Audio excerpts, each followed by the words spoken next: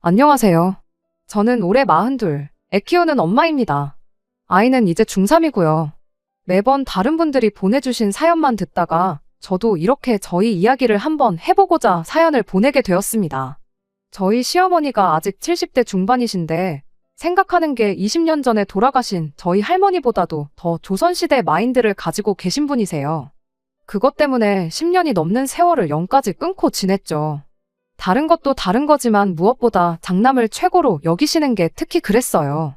제가 장남 며느리였다면 좋았겠지만 안타깝게도 저희 남편은 둘째 아들이었어요. 자식이 둘이 있는데 누구 하나가 더 애틋해서 편애를 할 수는 있다고 생각은 합니다. 물론 두 자식 다 똑같이 사랑해주고 아껴주는 게 제일 좋겠지만 무슨 이유로든 간에 조금이라도 눈에 더 밟히는 자식이 있겠지요. 그리고 둘 중에 누구를 더 아끼건 그건 시어머니 마음이니까 제가 상관할 일은 아니라 생각했어요. 이미 시어머니가 장남만 챙기는 그런 사람이라는 건 제 눈으로 직접 봤기에 결혼 전부터 그 사실을 알고 있었습니다. 그때까지만 해도 그냥 옛날 마인드를 가지고 계신 분이시구나 싶었고 그 사실 자체가 저희 결혼 생활에 있어서 크게 문제될 거라 생각하지는 않았어요. 그냥 남편 마음이 좀 서운하고 시어머니가 아주버님네를 더 챙기는 만큼 내 배가 조금 아프겠구나 그렇게만 생각했었죠. 하지만 결혼하고 나니 몰랐던 사실을 하나 더 알게 되었죠. 시어머니만 장남을 챙겨야 하는 게 아니었어요. 온 가족이 집안 장남을 위해 희생하고 양보해야 한다는 생각을 가지고 계셨죠.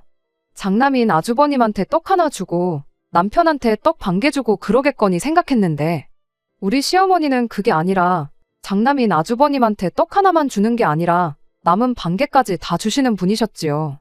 하지만 그게 끝이 아니라 한 개도 아니고 반 개를 주는 게 손이 좀 작아 보이지 않냐며 둘째인 남편한테 어떻게 저 반 개를 한 개로 만들어 오라 시킨 다음에 온전한 한 개를 만들어서 장남인 아주버님한테 가져다 주는 편애를 하셨습니다.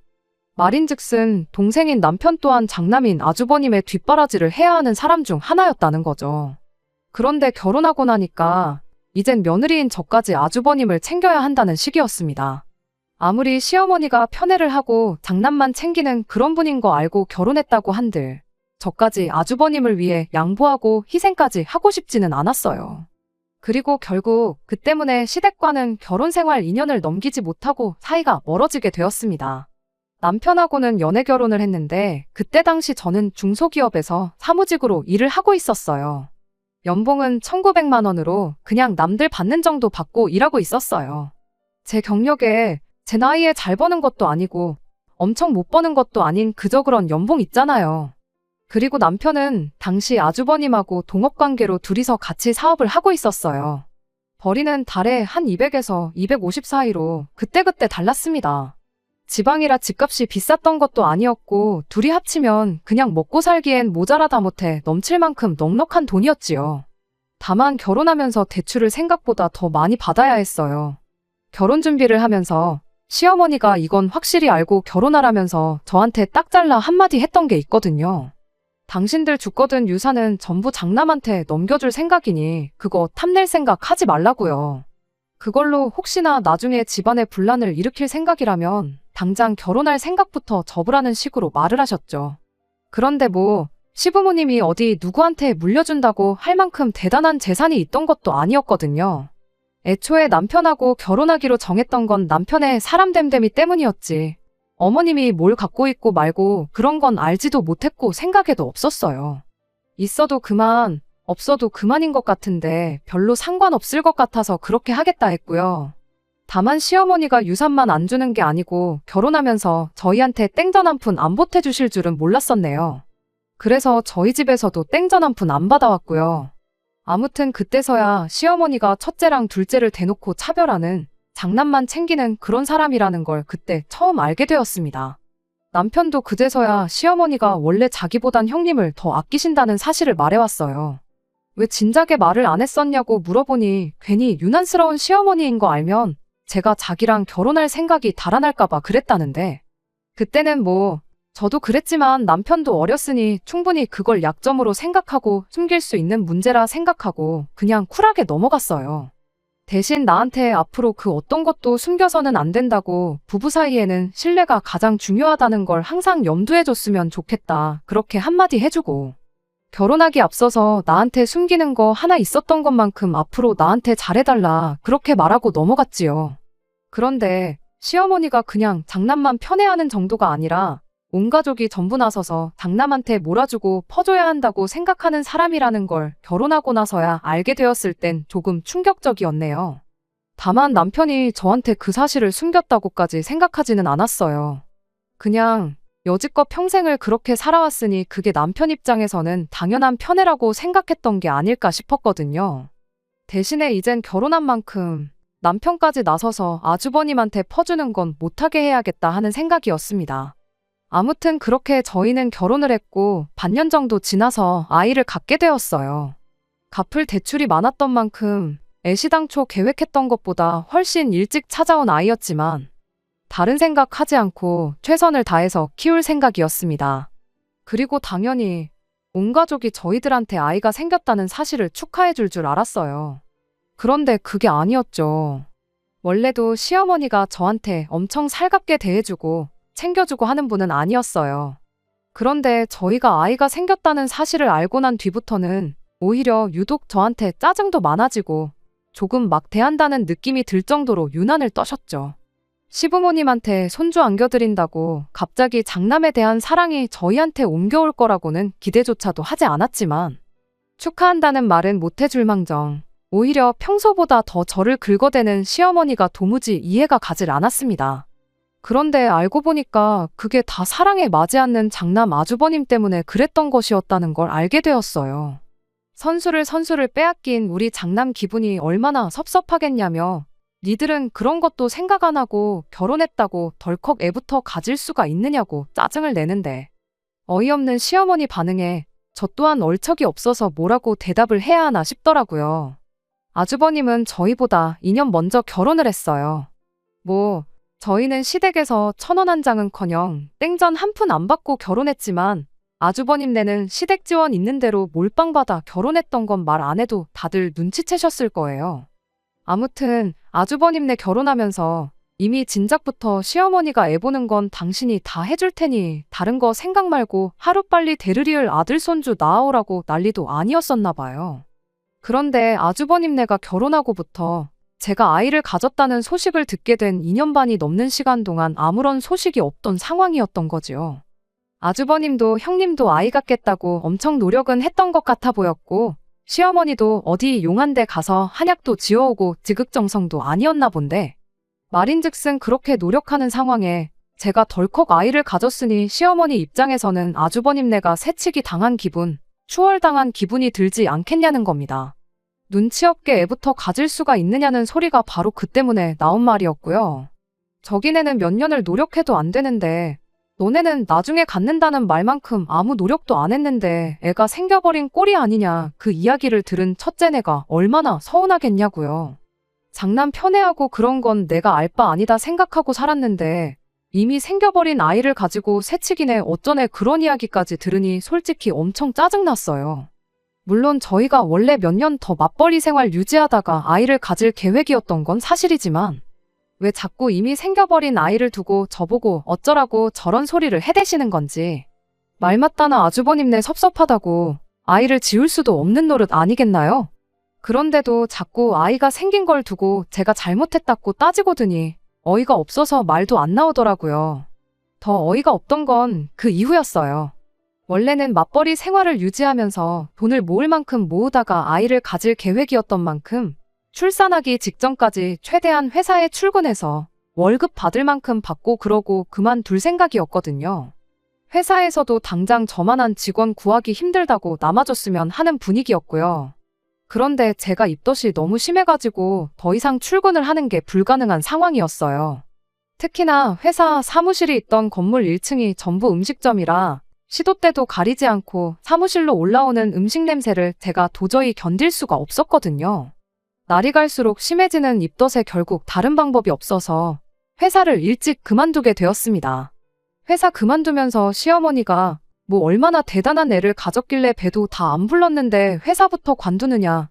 내 아들 외벌이 하는 꼴은 보고 싶지 않으니 유난 떨지 말고 출근해라. 그런 잔소리를 들을까봐 걱정이었는데 아주버님하고 연관된 거 아니면 딱히 잔소리를 하지 않던 사람이었다 보니 예상외로 제가 회사를 그만둔 걸 가지고는 별다른 말 한마디 없었습니다.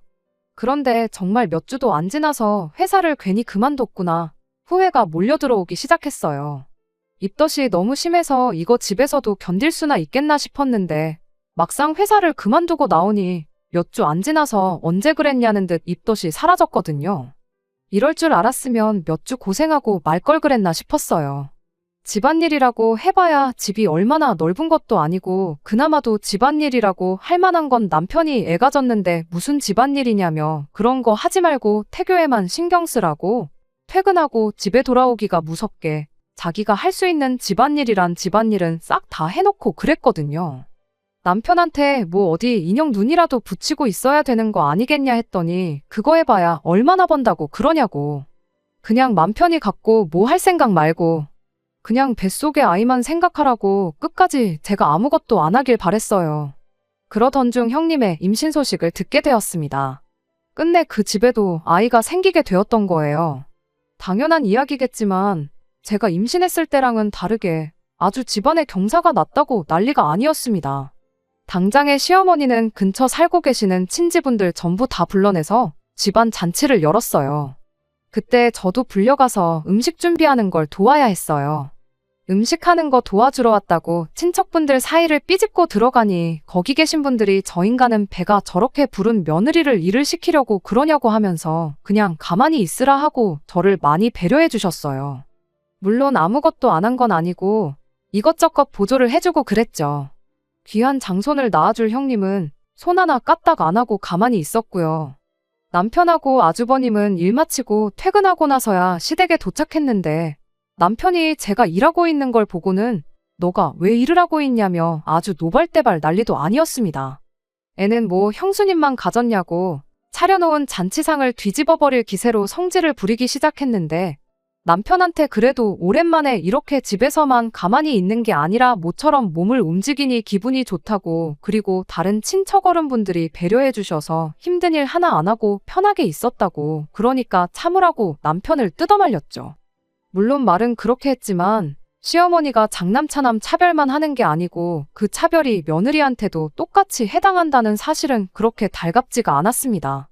잔뜩 열이 받아 있던 남편을 뜯어말렸는데도 불구하고 그날 잔치가 마무리가 되어갈 때쯤 결국 남편이 시어머니한테 평생 안 보고 살 테니 그렇게 아시라고 폭발해버리는 사건이 일어나게 되었습니다. 자리가 마무리되어 있는 상황이었어요. 아무래도 형님 축하한다고 모인 자리였으니 시가 친척분들도 어느 정도 술이 얼큰하게 취해 있는 상황이었죠. 그러던 중 그날 음식할 때 저보고 임신한 사람이 무슨 일을 하냐며 저를 배려해 주셨던 시가 친척 어른분들이 마지막에 가서 시어머니한테 저를 대신에 한마디 해주셨어요. 똑같은 며느리인데 왜 쟤는 일을 안 시키고 얘만 일을 시키냐. 뭐 이런 식으로 말이죠. 시어머니는 시어머니 나름의 이유가 있었죠.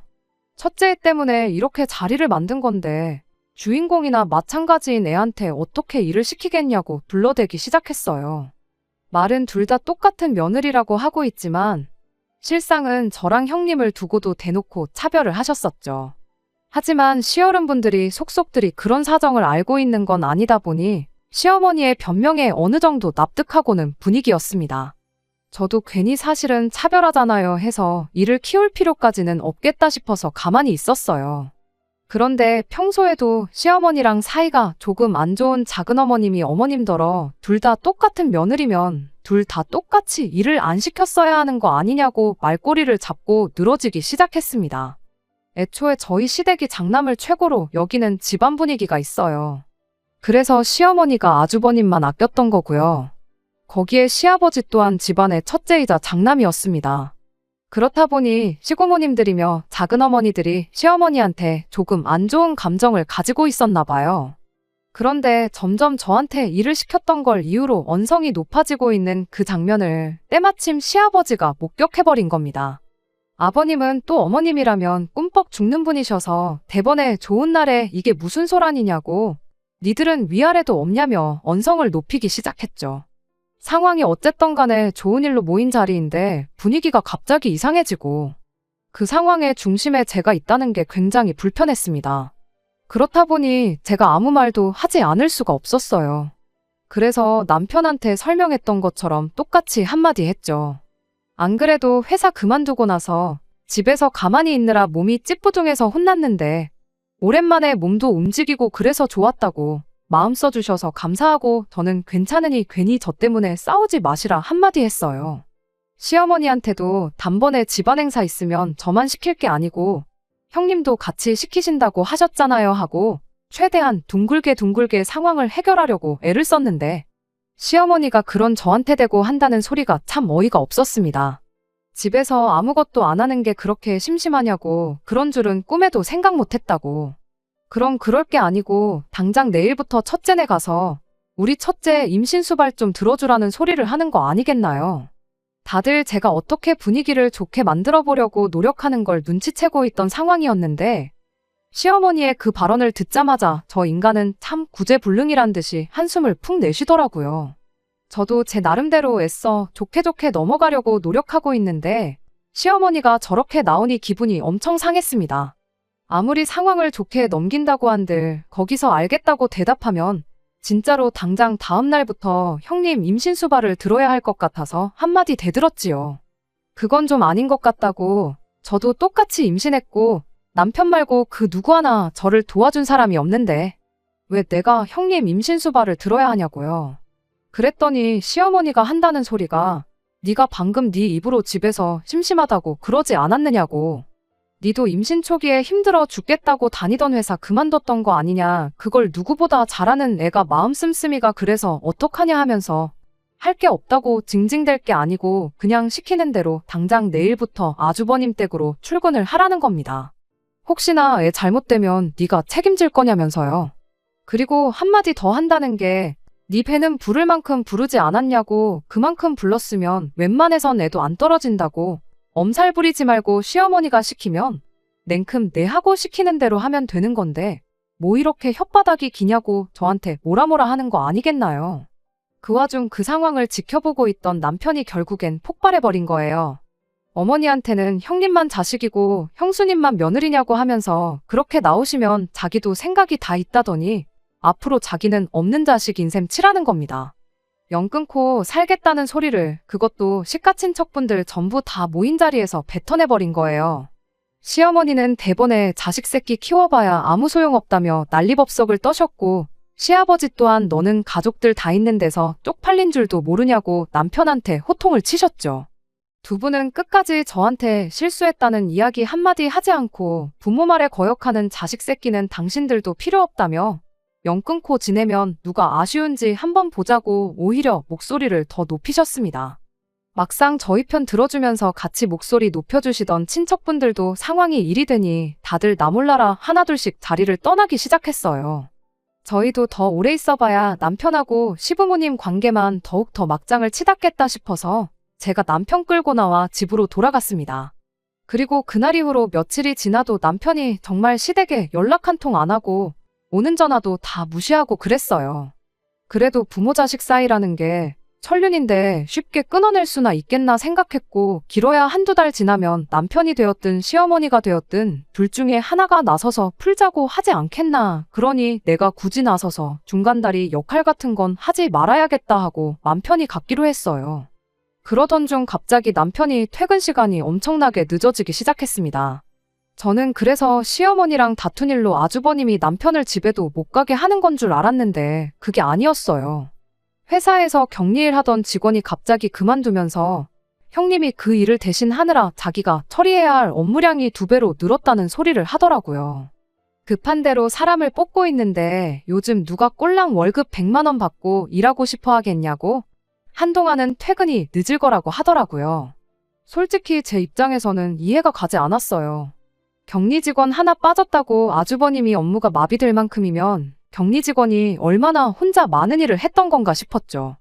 그럴 게 아니고 어차피 저도 하던 일이 그거고 전표 입력하는 거 정도는 도와줄 수 있겠다 싶어서 남편한테 사람 구해질 때까지만 제가 도와주겠다고 했습니다. 돈 얼마 벌려고 그랬던 게 아니고 집에 있는 게 워낙에 갑갑하고 그래서였어요. 어차피 저도 출산일이 가까워지고 있던 시기였다 보니 무리할 생각 없었고 직원으로 취직해서 일할 생각은 더더욱이 없었습니다. 집에서 집안일하고 가만히 있는 것보다 당신이 일찍 퇴근해서 집안일도 도와주고 같이 있는 게 더 좋고 편해서 그런다고 했더니 그럼 그냥 간단하게 컴퓨터로 하는 일 정도만 도와주는 걸로 이야기하고 그렇게 다음날 남편하고 같이 출근을 했어요. 그런데 아주버님이 저를 보더니 아주 질색팔색을 하면서 자기 혼자 할 수 있으니 그냥 가라고 하더라고요. 격리 직원이 하는 일 대신하느라 하루 종일 아무것도 못하고 내 남편한테 일을 전부 떠넘기는 게 싫어서 온 건데 자기가 하겠다고 저는 컴퓨터 근처에도 못 앉게 만드니 뭔가 촉이 이상했어요.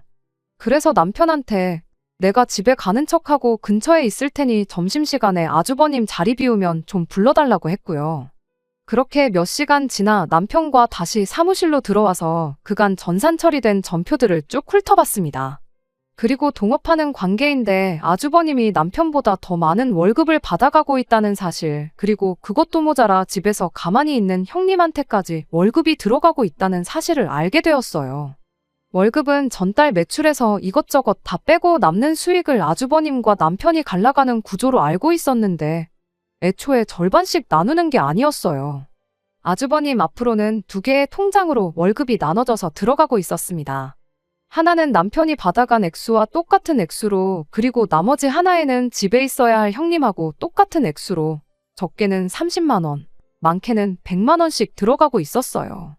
당연히 내 남편이 더 받아갔어야 할 월급을 뒤로 빼돌려서 형님 앞으로 따로 챙기고 있던 겁니다.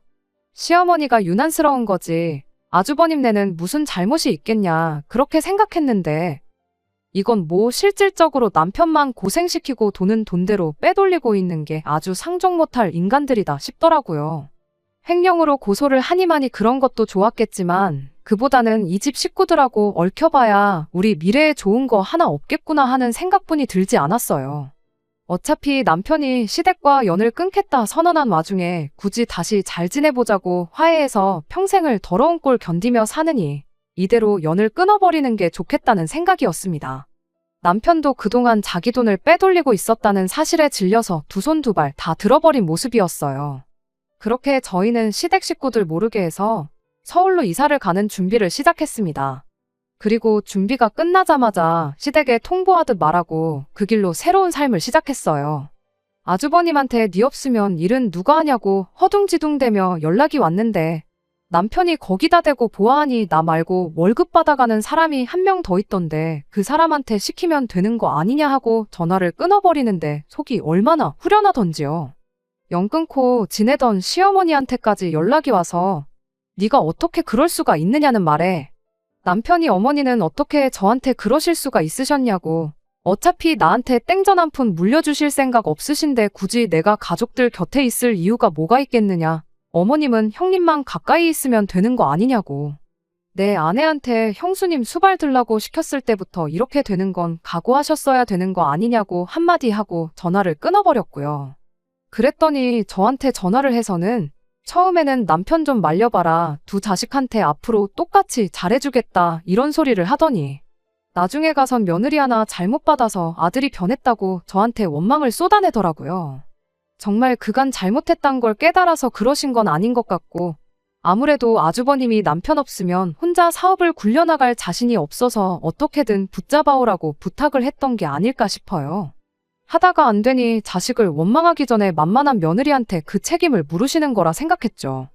오히려 계속 사과하고 살려달라고 비는 거 보고 마음이 약해지면 어떠나 싶어서 걱정했는데 알아서 그렇게 남은 정마저 떼주니 감사할 지경이었어요. 그렇게 저희는 서울에서 새로운 삶을 시작했습니다. 아이 태어나고 나서는 친정 부모님이 올라오셔서 저희 집에서 지내면서 아이를 대신 돌봐주셨어요. 그리고 저희는 남편의 경력을 살려서 창업을 하게 되었고 죽어라고 고생해서 결국 오늘날 여기까지 오게 되었습니다. 그렇게 올해 초에 대출이 절반에 가깝지만 저희도 학군 좋다고 소문난 동네에 이사를 오게 되었습니다. 이제 고등학교 들어가는 딸아이한테 더 좋은 교육의 기회를 주고자 정한 이사였고 갚을 대출이 있는 만큼 초심을 잃지 않고 더 열심히 살지 않을까 싶어서 정한 결정이었어요. 그러던 중 그렇게 거의 15년 세월을 연락 한 통 없이 지내던 시어머니와 다시 연락이 닿게 되었습니다. 지난 세월을 살아오면서 시댁하고는 딱 한 번 왕래가 있었습니다. 저희가 서울 생활을 시작하고 3년이 지나서였는데 그때가 시아버지가 돌아가셨을 때였지요. 정정하던 분이셨는데 5년 만에 갑자기 그렇게 돌아가실 줄은 몰랐어요. 시댁을 떠나오면서 저희 연락처를 알려준 적이 없었고 시댁에서도 저희를 장례식에 부를 생각이 없었는데 어떻게 남편의 고향 친구들이 나서서 남편을 수소문해 아버님의 소식을 전해줬던 겁니다. 사실 그때는 남편이 많이 힘들어 보였어요. 암만 평생을 두고 아주버님과 차별을 했다고 한들 남편한테는 하나밖에 없는 아버지잖아요. 차별받는 순간에나마 남편한테는 분명히 아버님과의 좋은 추억이 있을 텐데 그런데 그렇게 건강이 나빠지시고 돌아가시기 직전까지도 남편은 그런 상황을 하나도 모르고 지냈다는 게 자식으로서 정말 몹쓸 짓을 했다고 여기고 살았습니다. 시어머니도 아주버님네도 장례식에 찾아온 저희를 보고는 니들이 여기가 어디라고 찾아왔냐고 아주 난리도 아니었어요. 그날 친척분에게 그간의 일을 간략하게 들었는데 남편이 그렇게 떠나고 나서 아주버님 사업이 휘청이기 시작했다는 겁니다. 그도 그럴 게 격리 직원이 빠진 자리를 아주버님이 메꾸고 있는 상황이었는데 실질적으로 모든 일을 도맡아 하던 남편이 나가버렸으니 아주버님은 손이 10개라도 부족한 상황이었던 거예요. 급한 대로 직원을 3명을 뽑았는데 막상 3명이 하는 일이 남편 혼자 하는 것만 못했다는 거죠. 물론 그중 1명은 격리 직원이었겠지만 아무튼 인건비는 인건비대로 나가는데 일은 풀리지가 않지. 인건비로 빠지는 만큼 아주버님 벌이가 줄어들게 되었고 당연히 뒤로 빼돌리던 형님 돈도 더 이상 챙겨줄 수 없는 상황이 된 거지. 결국엔 인건비 좀 아껴보겠다고 직원들을 자르고 아버님이 일을 도와주게 되었는데 아버님이 연세가 몇인데 그 강도 높은 노동을 견디실 수 있었겠나요? 그렇게 건강 잃고 그러다가 사업은 사업대로 안 좋아지고 아버님은 아버님대로 병을 얻고 돌아가시게 된 거였어요.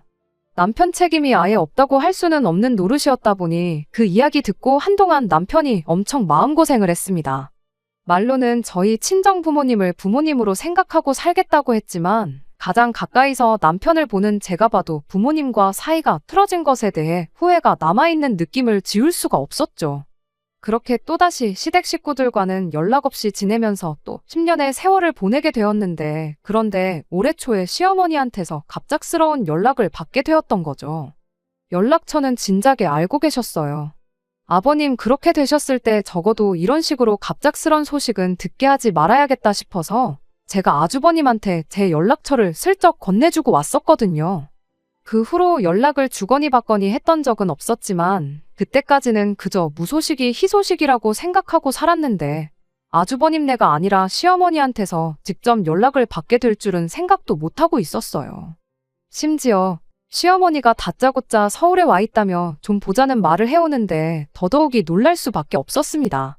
직원들한테 잠깐 나갔다 와야겠다 말하고 후다닥 남편하고 어머님이 계시다는 곳으로 향했어요. 무슨 일로 갑자기 그것도 서울까지 와서 연락을 다 하시나 싶었는데 시어머니가 꼴이 말이 아니시더라고요. 아버님 돌아가셨을 때만 해도 저희가 떠나올 때 그 모습 그대로셨는데 못 알아볼 만큼 살도 많이 빠지신 상태였어요. 시어머니는 저희를 보자마자 눈물을 쏟아내며 잘못했다고 사과를 해오셨습니다. 일단 어머님부터 진정시키고 그리고 나서 마땅한 곳이 없었기에 어머님을 집으로 모셨지요.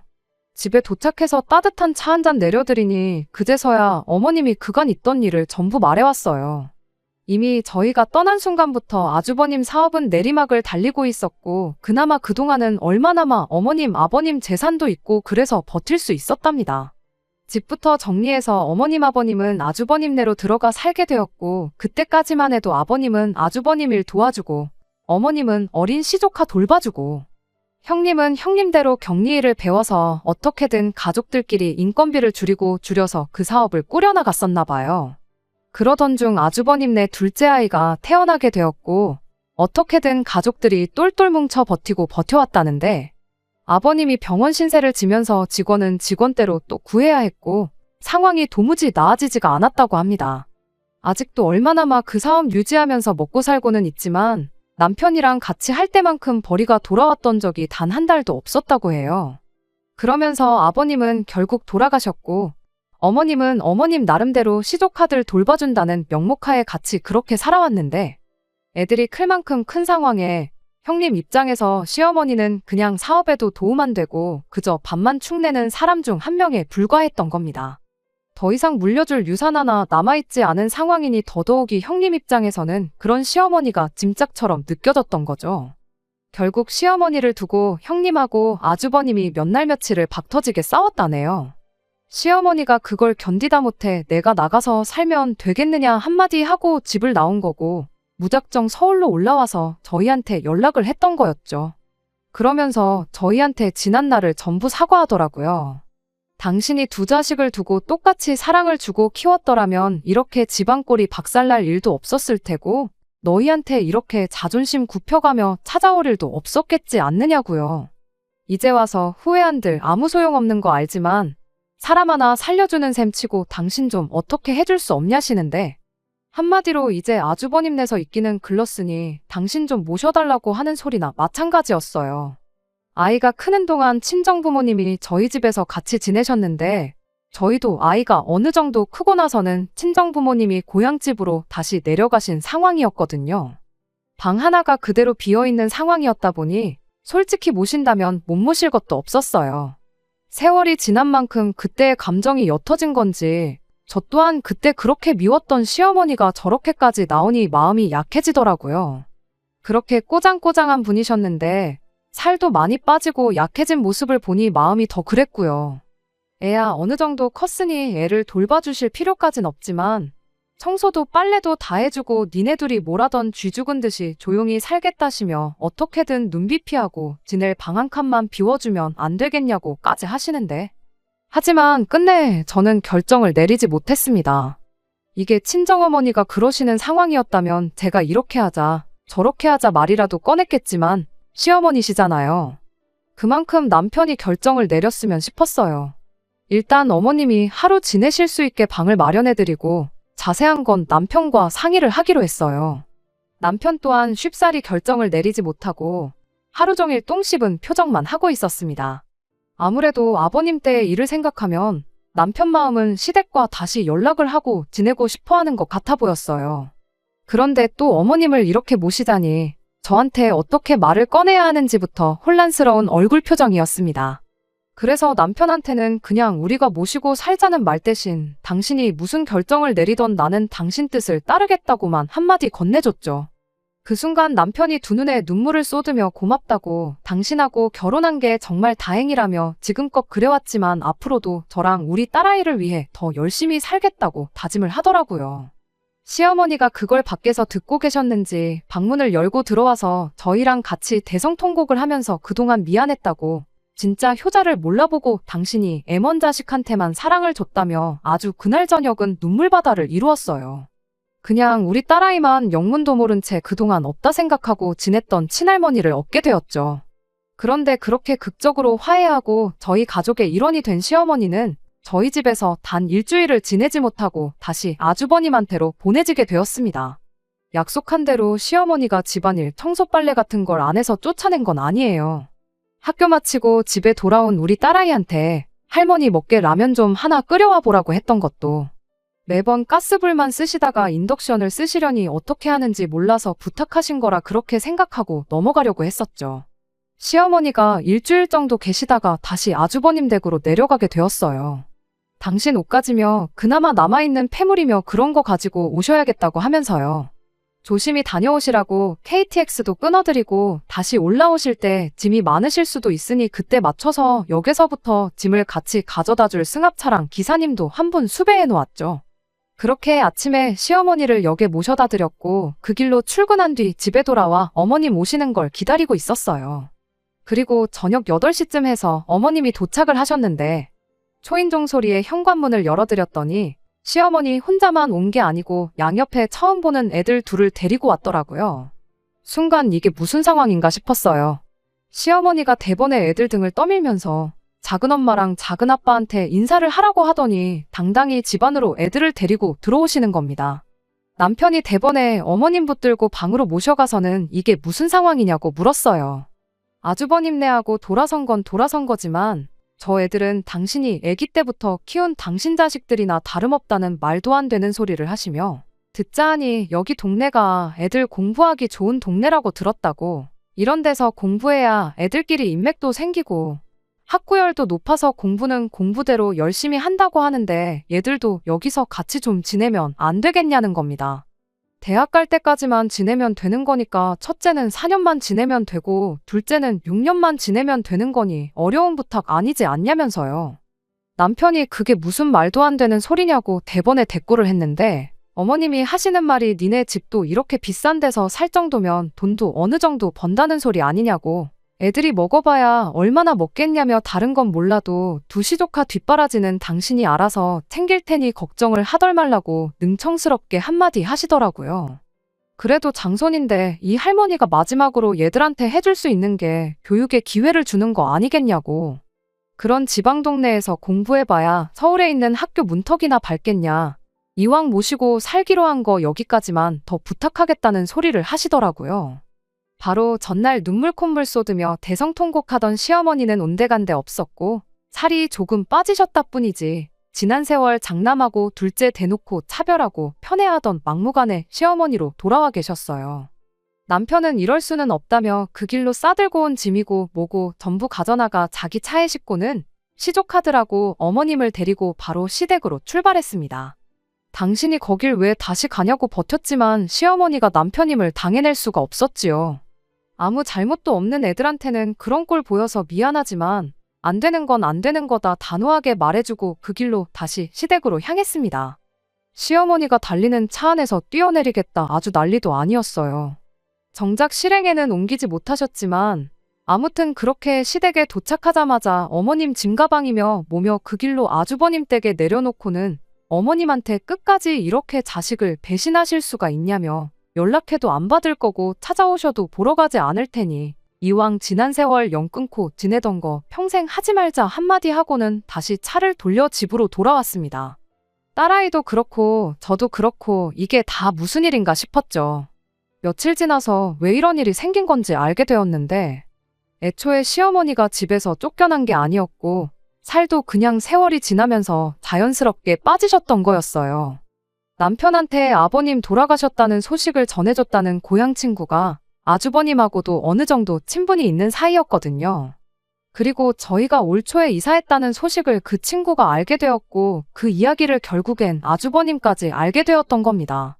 그리고 이 소란이 전부 어떻게 잘만 구슬르면 자기 자식들도 똑같이 강남에서 학교 다닐 수 있게 만들 수 있겠구나 싶고 하는 김에 시어머니까지 저희한테 떠넘길 수 있겠다 싶었던 아주버님의 개수작이라는 걸 알게 되었어요. 남편이 아주버님한테 평생 받기만 해온 사람이 이제 와서 나한테 뭘 바라냐고 염치 좀 챙기고 살라고 한마디 하고는 아주버님네하고도 평생을 안 보고 지내겠다 그렇게 선언하고 이 사건은 일단락되었습니다. 그리고 정말 얼마 전에 남편의 고향 친구 통해서 시어머니 소식을 전해 듣게 되었어요. 이 사건이 이러나 저러나 애들을 좋은 데서 교육시키고 싶어 꾸몄던 아주버님과 형님의 개수작이긴 했는데 두 사람한테는 이참에 시어머니도 떼놓을 수 있는 기회였구나 생각했었나 봐요. 그런 시어머니가 임무에도 실패하고 다시 한 식구가 되어버렸으니 아주버님하고 형님 입장에서는 뭐 하나 달라진 게 없는 이 상황이 마음에 안 들었던 겁니다. 아주버님이 시어머니한테 그 쉬운 거 하나 똑바로 못하고 오시냐고 아주 난리도 아니었고 그걸 빌미로 아예 아주버님이 시어머니를 집에서 내쫓아버리고 그 둘이서도 연을 끊고 지내게 되었다고 해요. 이미 유산은 전부 다 아주버님네한테 전부 다 퍼주다시피 해서 손에 남은 것도 없었고 그냥 어디 동네에 아는 분 남는 방에 전세로 남은 전 재산 다 보증금 내고 거기서 혼자 지내고 계신다고 합니다. 잠깐이지만 진짜로 어머님이 걱정되었던 순간도 있었고 한 집에 같이 살기로 하면서 지난 15년 세월 연 끊고 지내왔던 거 만회하고 다시 한 가족이 되고 싶은 생각이었어요. 하지만 그 복을 자기 발로 차버린 건 시어머니 본인이라고 생각합니다. 당신이 굴러들어온 복을 차버렸는데 신경이 쓰이긴 하지만 혼자 된 시어머니를 안쓰럽게 여기진 않으려고요. 믿는 도끼에 발등 찍히는 것도 이제 여기까지만 하려고 합니다. 끝까지 들어주셔서 감사합니다. 오늘의 사연은 여기까지입니다. 구독과 좋아요, 알람 설정 부탁드리고 더 좋은 사연으로 다시 찾아뵙겠습니다. 감사합니다.